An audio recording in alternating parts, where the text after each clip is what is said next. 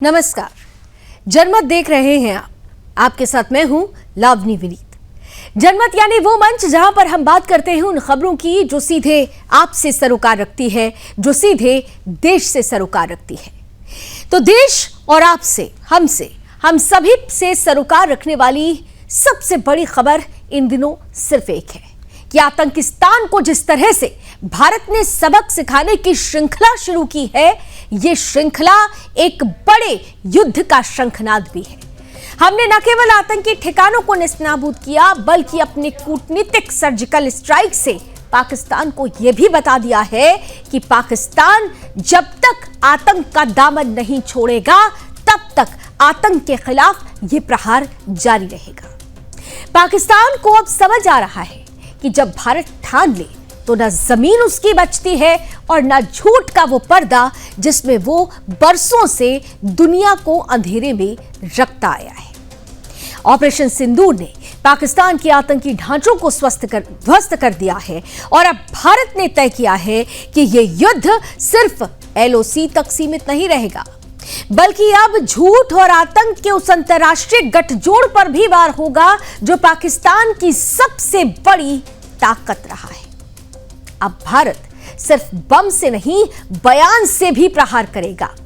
Missile से नहीं, अब दस्तावेजों से दुश्मन की चालों पर वार होगा। और कहते भी हैं कि लड़ाइयां केवल सामने से नहीं लड़ी जाती, लड़ाइयां कलम से भी लड़ी जाती है। लड़ाई केवल सैन्य ताकत से नहीं, बल्कि कूटनीतिक ताकत से भी लड़ी जाती है। और पाकिस्तान के लिए भारत ने इन दोनों शस्त्रों का उपयोग करना शुरू कर दिया है। ऑपरेशन सिंदूर अब एक कूटनीतिक मिशन में बदल चुका है, एक ऐसा मिशन जो पाकिस्तान के हर चेहरे को बेनकाब करेगा।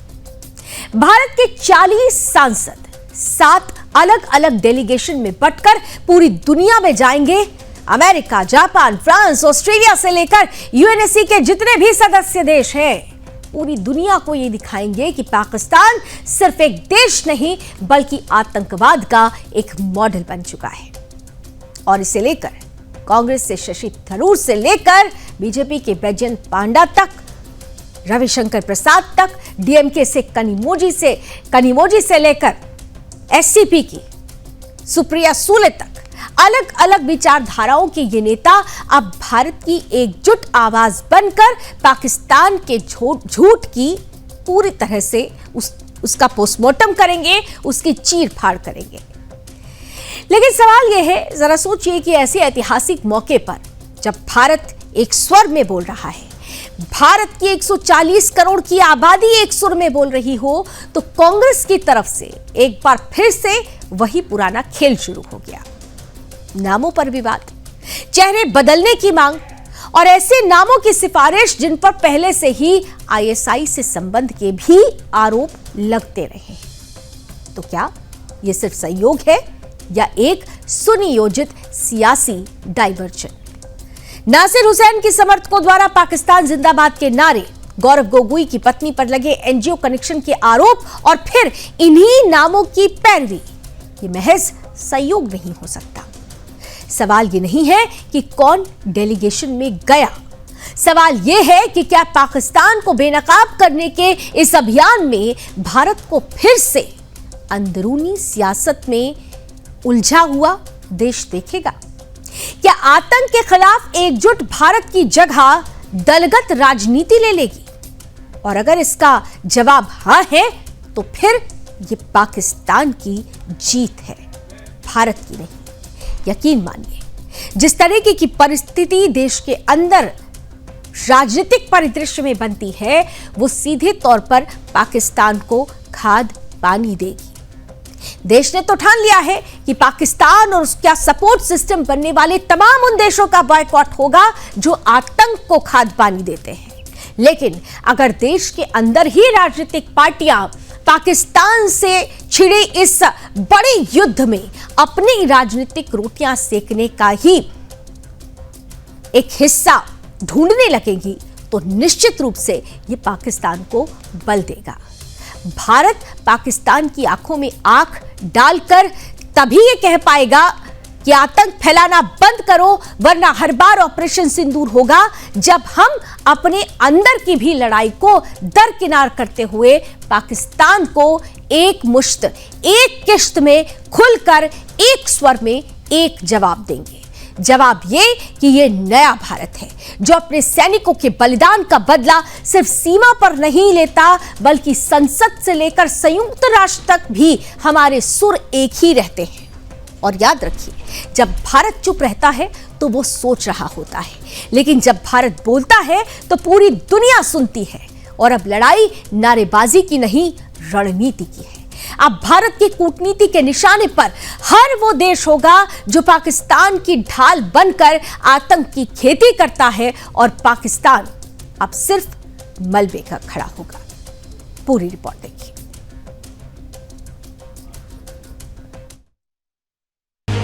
बाद अब भारत पाकिस्तान को दुनिया के मंच पर बेनकाब करने निकल पड़ा है।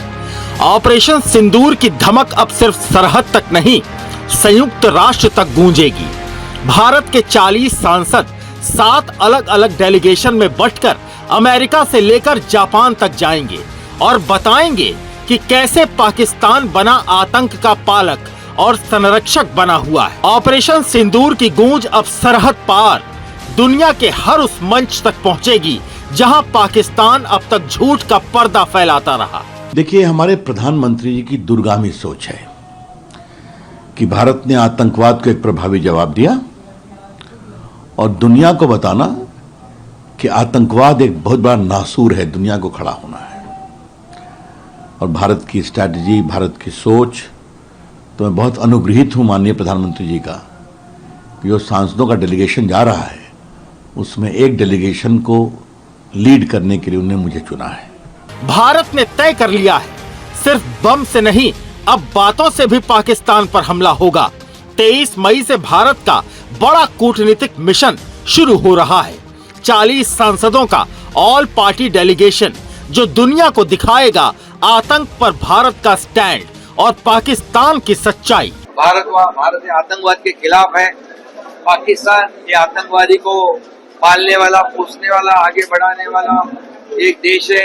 इसका असली चेहरा ये पहलगाम के हमले के बाद ऑपरेशन सिंदूर के माध्यम से दुनिया के सामने आया है।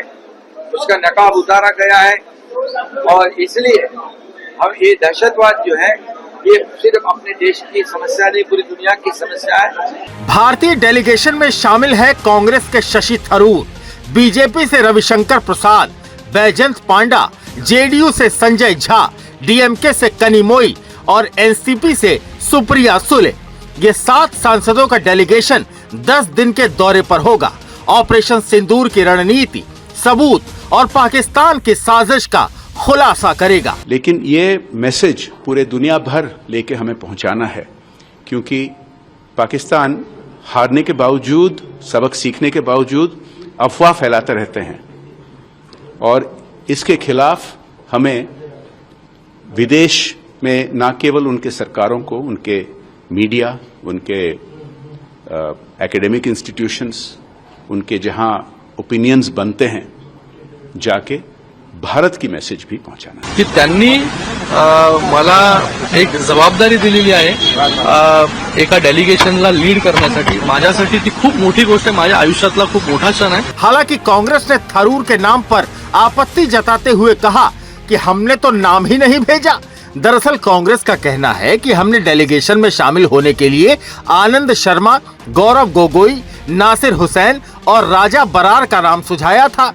आपको बता दें कि कांग्रेस जिस गौरव गोगोई की पैरवी कर रही है, उनकी पत्नी एलिजाबेथ कोलबर्न गोगोई पर पाकिस्तान से जुड़े एनजीओ और आईएसआई से संबंध होने के आरोप लग चुके हैं। तो याद होगा आपको 2024 में कर्नाटक विधानसभा परिसर में नासिर हुसैन के राज्यसभा चुनाव जीतने के बाद उनके समर्थकों में से कुछ ने पाकिस्तान जिंदाबाद के नारे लगाए थे। तो सवाल उठता है कि कांग्रेस ने ऐसे सांसदों के नाम सुझाए ही क्यों? अब डेलीगेशन जा रहा है, उसका स्वागत है, लेकिन जब वक्त था कि दूसरे देश को अपने साथ खड़ा होना, तब तो कर नहीं पाए। क्योंकि उसी तरीके से मैं देखता हूं कि जिन 4 एमपीओं का नाम पार्टी ने दिया है, पार्टी का प्रेरोगेटिव है। वहाँ कोई बुकिस आदमी, वहाँ कोई कहते हैं एकेडमिशियन की जरूरत नहीं, वहाँ पॉलिटिशियन की जरूरत। वहीं बीजेपी ने कांग्रेस पर पलटवार करते हुए कहा कि पाकिस्तान को घेरने के मौके पर भी कांग्रेस राजनीति कर रही है। परंतु दुख की बात यह है कि कांग्रेस पार्टी को अपने ही नेताओं पर भरोसा नहीं है। जो डॉक्टर शशि थरूर लगातार पाकिस्तान के नैरेटिव को ध्वस्त कर रहे हैं, भारत प्रथम का परिचय दे रहे हैं, कांग्रेस ने देश फर्स्ट के बदले दरबारी फर्स्ट कर दिया और ऐसे नाम दिए जिस पर अब कई सारे संदेह भी पैदा होते नजर आ रहे हैं। कोई ऐसे नाम भी है जिनके चुनाव के समय पाकिस्तान जिंदाबाद के नारे लगे। तो कांग्रेस पार्टी इस मौके पर भी दल हित को और दरबारियों को देश हित के ऊपर रखती है। बहरहाल हिंदुस्तान ने तय कर लिया है कि अब खेल सिर्फ सरहद पर नहीं बल्कि जंग कूटनीतिक मोर्चे पर भी छेड़ दी गई है। ऑपरेशन सिंदूर की मार अब बुलेट से नहीं बैलेट और बयानों से भी होगी। पाकिस्तान जो सालों से दुनिया को गुमराह करता रहा, अब हर मंच पर बेनकाब होगा। भारत ने ठान लिया है, अब न झूठ बचेगा न उसका झंडा बरदार। दुनिया अब देखेगी भारत की वो सच्चाई जो पाकिस्तान सालों से छुपाता रहा। कूटनीति की इस जंग में भारत का वार सीधा दिल पर होगा और पाकिस्तान के झूठ की इमारत ढह जाएगी। Bureau report, Sudarshan news. तो पाकिस्तान का झूठ अब हर स्तर पर बेनकाब होगा। 10 मई को जब सूरज उगा तो पाकिस्तान की हवाई ताकत राख हो चुकी थी और जब दिन ढला तो इस्लामाबाद का सैन्य घमंड चूर चूर हो चुका था। ऑपरेशन सिंदूर, वो ऑपरेशन जिसके नाम में जितनी पवित्रता है, परिणाम उतना ही तेज रहा। भारत ने पाकिस्तान के वही अड्डे चुने जहां उसका झूठा बल सबसे अधिक दिखता था। जकोबाबाद, सरगोधा, चकलाला, ये वो हवाई अड्डे हैं जो पाकिस्तान की रीढ़ की हड्डी माने जाते थे और अब सिर्फ धुएं और बर्बादी का प्रतीक है। लेकिन ये कहानी केवल सीमा तक सीमित नहीं है। भारत ने रणनीति के स्तर पर अब एक नई लकीर खींच दी है और पाकिस्तान उसी के जाल में फंस चुका है। न जवाब दे पा रहा है, न दुनिया से अपने को छिपा पा रहा है। सेना प्रमुख असीम मुनीर को अमेरिका जाकर सहायता की याचना करनी पड़ी और अमेरिका से निवेदन किया गया, भारत को रोको। लेकिन भारत ने साफ कह दिया, कोई मध्यस्थता नहीं, ठोस उत्तर चाहिए, क्योंकि अब भारत वो नहीं रहा जो पहले हुआ करता था। अब भारत ना झुकता है ना सहता है। अब भारत डट कर प्रहार करता है, सीमाओं के परे जाकर प्रहार करता है। अब उत्तर केवल हथियारों से नहीं, परमाणु से भी आता है और पाकिस्तान वो तो अब अमेरिका और चीन के दरवाजे ही खटखटा रहा है, सहायता के लिए करबद्ध विनती ही कर रहा है। पाकिस्तानी प्रधानमंत्री शहबाज शरीफ ने जब यह स्वीकार किया कि भारत के हमलों से पाकिस्तान की व्यवस्था डगमगा गई, तो यह केवल बयान नहीं था, यह पूरी तरह से एक हार की स्वीकृति थी। भारत ने यह संघर्ष 2 स्तरों पर छेड़ दिया है, एक सैनिक शक्ति के माध्यम से और दूसरा अंतर्राष्ट्रीय परतों पर सच्चाई उजागर करने के लिए। संयुक्त राष्ट्र में भारत ने टीआरएफ को आतंकवादी संगठन घोषित करने की मांग उठाई और वो भी प्रमाणों के साथ। अब पाकिस्तान की पोल खुल चुकी है। भारत के रक्षा मंत्री राजनाथ सिंह ने स्पष्ट कर दिया है कि यह कोई युद्ध विराम नहीं है। पाकिस्तान इसे युद्ध विराम सोचने की गलती ना करे, क्योंकि यह एक कड़ा संदेश है और यदि आवश्यकता पड़ी तो अगला संदेश इससे भी अधिक कठोर होगा। अर्थात भारत अब चुप नहीं रहेगा और संयम की सीमा समाप्त हो चुकी है। अब प्रश्न पाकिस्तान से नहीं, विश्व समुदाय से भी होगा। आखिर कब तक एक आतंक फैलाने वाले देश को विश्व सभ्यता का अंग मानना जाता रहेगा? कब तक एक असफल राष्ट्र को सम्मान दिया जाता रहेगा? जो केवल हिंसा और भ्रम का निर्यात करता है, जो केवल आतंकवाद का निर्यात करता है। भारत अब केवल सैनिकों की शहादत, सैनिकों के बलिदान का उत्तर रणभूमि में नहीं, राजनयिक चौपालों पर भी देगा। और पाकिस्तान के पास अब कोई उपाय नहीं बचा है। वो आज भी सहायता मांग रहा है, कल शायद अपना अस्तित्व तक खो बैठे। लेकिन एक बात तो निश्चित है, भारत ने ठान लिया है, अब ना झूठ चलेगा, ना उसका प्रचार करने वाला तंत्र बचेगा। यह नया भारत है और पाकिस्तान के लिए यह केवल चेतावनी नहीं, यह अंतिम घोषणा है। रिपोर्ट सीमित नहीं रहा, भारत ने एक नई सैन्य परिभाषा रच दी है। 10 मई को ऑपरेशन सिंदूर के तहत भारतीय वायुसेना के जोरदार हमलों ने पाकिस्तान के सबसे संवेदनशील एयरबेस को तबाह कर दिया। इस झटके से पाकिस्तान न सिर्फ घबरा गया, बल्कि सीधे वॉशिंगटन जाकर अमेरिका से बचाओ बचाओ की गुहार लगा बैठा। अब सवाल ये है कि क्या पाकिस्तान की रणनीतिक रीढ़ तोड़ दी गई है और क्या अब भारत ने स्थायी तौर पर सैन्य संतुलन की दिशा तय कर दी है। 10 मई 2025 सुबह के अंधेरे में भारतीय वायुसेना ने वो कर दिखाया जो दशकों से सिर्फ कल्पना में था। ऑपरेशन सिंदूर के तहत पाकिस्तान के 11 एयरबेस और 2 रडार स्टेशनों पर एक के बाद एक हमले हुए और पाकिस्तान को इसकी भनक तब लगी जब उसके रडार खुद ध्वस्त हो चुके थे। सबसे बड़ा झटका लगा चकलाला एयरबेस पर। इस्लामाबाद के पास बना यह एयरबेस पाकिस्तानी एयर रिफ्यूलिंग का हब है। यहीं से IL-78 और C-130 जैसे एयरक्राफ्ट उड़ान भरते थे। अब वहां सिर्फ खामोशी और जलते मलबे की तस्वीरें बची है। जकोबाबाद और सरगोधा ये एयरबेस न सिर्फ F-16 जैसे अमेरिकी फाइटर जेट्स के रखरखाव के लिए अहम थे, बल्कि पाकिस्तान की स्ट्रेटेजिक प्लान डिवीजन यानी न्यूक्लियर लॉजिस्टिक्स के भी पास थे। यानी भारत ने हमला किया ठीक वहां जहां पाकिस्तान सबसे ज्यादा कमजोर है। इतना ही नहीं, इस बात को खुद पाकिस्तान के प्रधानमंत्री शहबाज शरीफ ने भी कबूला है। हम जवाब देंगे। 9 और 10 की दरमियानी रात में तकरीबन 2:30 बजे सिपह सलार जनरल सईद आसिम मुनीर ने मुझे सिक्योर फोन पे मुझे बताया कि वज़ीर-ए-आज़म साहब, हिंदुस्तान ने अपने बैलिस्टिक मिसाइल अभी लॉन्च किए हैं, एक नूर खान एयरपोर्ट पे गिरा है और कुछ और दूसरे इलाकों में गिरे हैं।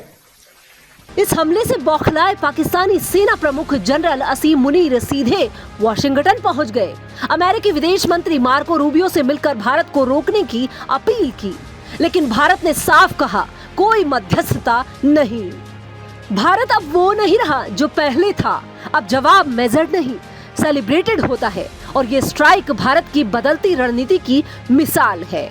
पाकिस्तान की हवाई ताकत अब अधर में लटक रही है और इस सैन्य कार्रवाई के साथ साथ भारत ने कूटनीतिक मोर्चे पर भी पाकिस्तान को घेरा। संयुक्त राष्ट्र सुरक्षा परिषद में भारत ने TRF यानी द रेजिस्टेंस फ्रंट को आतंकी संगठन घोषित करने की मांग रख दी है, वो भी सबूतों के साथ। TRF वही संगठन है जिसने पहलगाम हमले की जिम्मेदारी ली थी। पाकिस्तान अब चीन के पल्लू पकड़कर TRF को बचाने की कोशिश में लगा है, लेकिन अंतर्राष्ट्रीय दबाव लगातार बढ़ रहा है।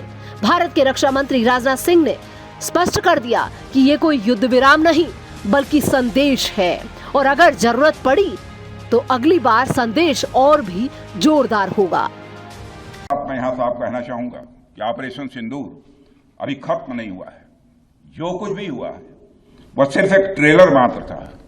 अब जब समय आएगा, जब भी सही समय आएगा, तो हम पूरी पिक्चर भी दुनिया को दिखाएंगे। तो सवाल यही है, क्या ये नई दिल्ली की नई रणनीतिक भाषा है?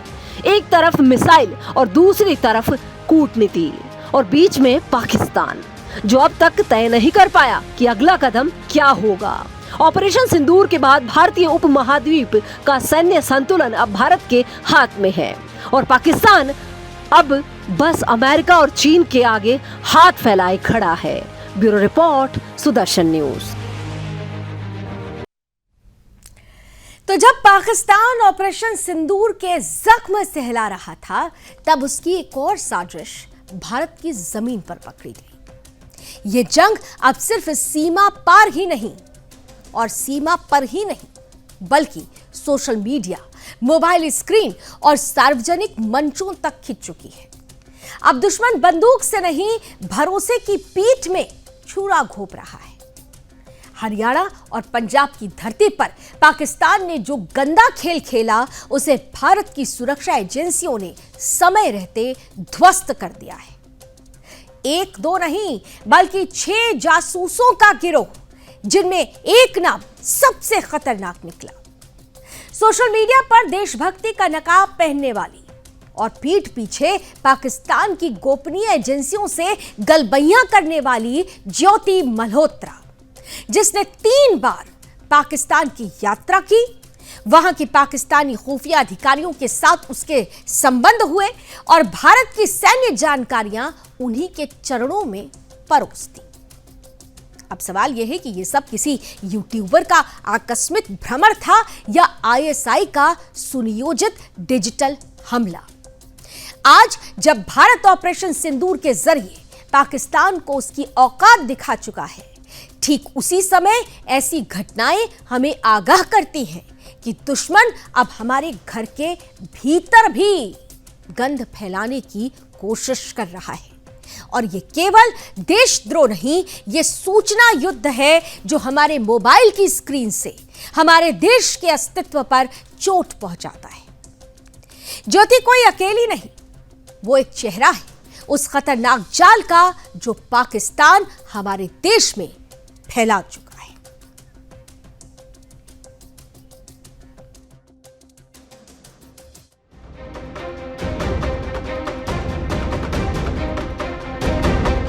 भारत के ऑपरेशन सिंदूर और उसके बाद से पाकिस्तान के साथ जारी चरम तनाव के बीच भारत में एक बड़े जासूसी रैकेट का भंडाफोड़ हुआ है।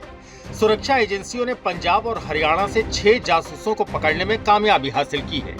ये लोग हरियाणा के कैथल, हिसार, नूह और पानीपत के साथ ही पंजाब के मलेर कोटला से पकड़े गए हैं। इन लोगों पर भारत की गोपनीय सैन्य जानकारियां पाकिस्तान को भेजने का आरोप है।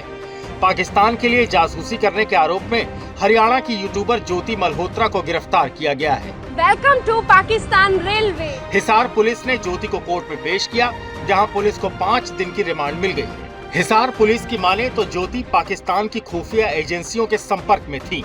सोशल मीडिया के माध्यम से भारत की गोपनीय जानकारी पाकिस्तान भेज रही थी। ज्योति 3 बार पाकिस्तान की यात्रा कर चुकी है, जिसके कारण भारत की सुरक्षा एजेंसियों की उस पर पहले से नजर थी।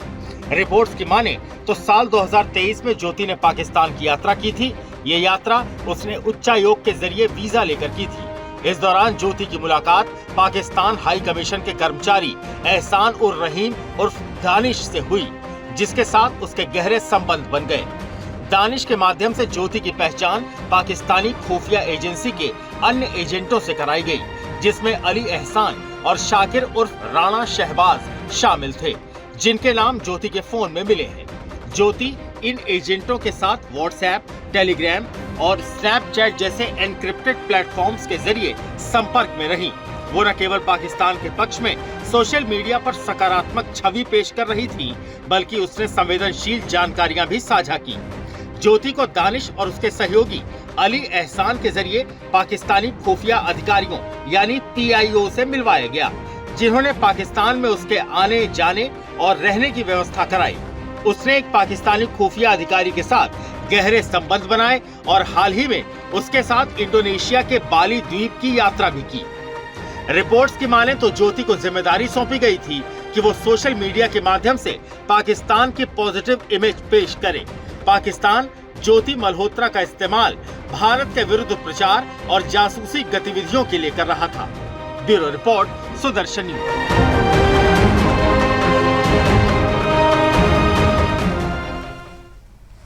तो याद रखिए, ये युद्ध केवल सीमा पार के दुश्मन से नहीं है, ये युद्ध उन आस्तीन के सांपों से भी है जिन्हें पाकिस्तान ने भारत के अंदर छोड़ रखा है। युद्ध बड़ा है, इसलिए तस्वीर और ताकत भी बड़ी होनी चाहिए। जब दुश्मन सरहद पर गोली चलाई तो उसका जवाब बारूद से देना जरूरी है। लेकिन जब वही दुश्मन आपकी नदियों से जीवन चुराए तो जवाब वाटर स्ट्राइक से देना भी उतना ही न्यायोचित होता है। और अब भारत वही कर रहा है। जल को हथियार बनाकर पाकिस्तान की प्यास बढ़ाने की तैयारी शुरू हो चुकी है। भारत ने पहले ही सिंधु जल संधि 1960 को स्थगित कर पाकिस्तान की मुफ्त की मेहरबानी खत्म कर दी थी और अब बारी है तुलबुल नेविगेशन प्रोजेक्ट की। झेलम नदी पर बनने वाला यह प्रोजेक्ट अब सिर्फ कश्मीर के लिए नहीं बल्कि पाकिस्तान पर भी रणनीतिक दबाव का प्रतीक बनने जा रहा है। जिस पानी पर अब तक पाकिस्तान आराम से हक जता रहा था, उसी पानी से अब भारत उसका आतंक धोने की तैयारी कर रहा है। लेकिन हैरानी तो तब हो जाती है जब पाकिस्तान से दर्द में करहाती आवाजें श्रीनगर से उठने लगे। महबूबा मुफ्ती जैसे नेताओं को तुलबुल प्रोजेक्ट से नहीं, पाकिस्तान की तड़प से ज्यादा तकलीफ हो रही है। कश्मीर के जिन आम लोगों का पानी अब तक पाकिस्तान की ओर बहा करता था, उन्हीं के अधिकार की बहाली को ये नेता भड़काऊ बता रहे हैं। क्या सच में इन्हें कश्मीरियों का भला चाहिए या सीमा पार बैठे आकाओं की नाराजगी की ज्यादा चिंता है इन्हें? रक्षा मंत्री राजनाथ सिंह ने साफ कहा है कि पाकिस्तान को आईएमएफ से मिलने वाली सहायता दरअसल आतंक को दी जाने वाली परोक्ष मदद है। अब भारत उसी आतंक के प्रवाह को रोकने जा रहा है, न सिर्फ हथियारों से बल्कि जल की हर बूंद को रणनीति बनाकर। भारत ने ठान लिया है कि अब न पाक को बहने देंगे न बहकने देंगे। जल अब सिर्फ जीवन ही नहीं, अब राष्ट्र नीति का सबसे धारदार अस्त्र है और भारत इस युद्ध को कूटनीति के मोर्चे पर भी जीतने को तैयार है।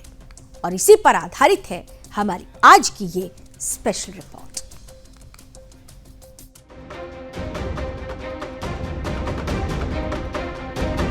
भारत ने पाकिस्तान को बूंद बूंद तरसाने के लिए फिर से वाटर स्ट्राइक की तैयारी कर ली है। पहले भारत ने सिंधु जल संधि को स्थगित किया और अब तुलबुल प्रोजेक्ट फिर शुरू करने की खबरें सामने आई हैं। जिस प्रोजेक्ट को लेकर जम्मू कश्मीर के मुख्यमंत्री उमर अब्दुल्ला और पीडीपी चीफ महबूबा मुफ्ती के बीच इन दिनों जुबानी जंग छिड़ी हुई है। जिस प्रोजेक्ट को शुरू करने को लेकर दोनों ने सोशल मीडिया पर एक दूसरे को खूब खरी खोटी सुनाई। तुलबुल नेविगेशन प्रोजेक्ट को वुलर बैराज प्रोजेक्ट भी कहा जाता है, जिसे 1980 के दशक में शुरू किया गया।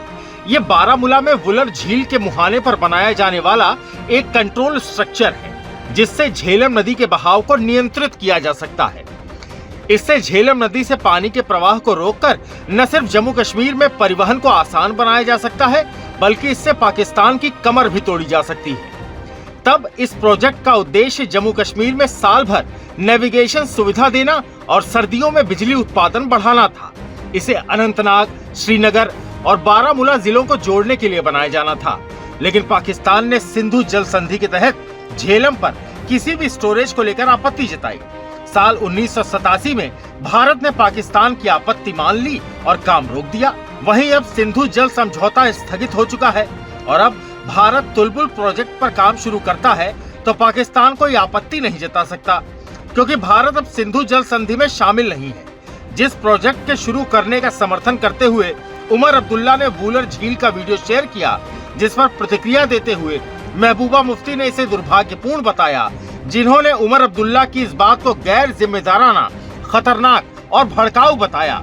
जिस पर प्रतिक्रिया देते हुए अब्दुल्ला ने लिखा कि महबूबा मुफ्ती सस्ती लोकप्रियता और सीमा पार बैठे कुछ लोगों को खुश करने के लिए ऐसे बयान दे रही हैं। जिस पर महबूबा मुफ्ती ने पलटवार करते हुए लिखा कि आपके आदरणीय दादा शेख साहब ने सत्ता खोने के बाद 2 दशकों से ज्यादा समय तक पाकिस्तान में विलय की वकालत की। जिस पर उमर अब्दुल्ला ने लिखा कि आप इस बातचीत को जिस गर्त में ले जाना चाहते हैं, मैं उससे ऊपर उठकर दिवंगत मुफ्ती साहब और उत्तरी ध्रुव दक्षिणी ध्रुव को इससे बाहर रखूंगा। लेकिन मैं समझती हूँ जो इंडस वाटर ट्रीटी है, इसको जो सस्पेंड किया है गवर्नमेंट ऑफ इंडिया ने, मेरे हिसाब से अनफॉर्चुनेट है।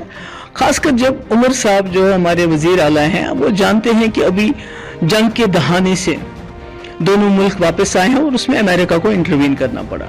हमारे कई लोग यहाँ शहीद हो गए हैं, कई जो हैं गांव के गांव उजड़ गए, घर बर्बाद हो गए। इतनी तबाही के बाद अब थोड़ा सा सुकून हो रहा है। तो ऐसे में ये कहना है कि तुलबुल जो है उसको बराज को बनाएंगे चूंकि इंडस वाटर ट्रीटी अब सस्पेंड हो चुकी है, तो मुझे लगता है ये एक प्रोवोकेशन है।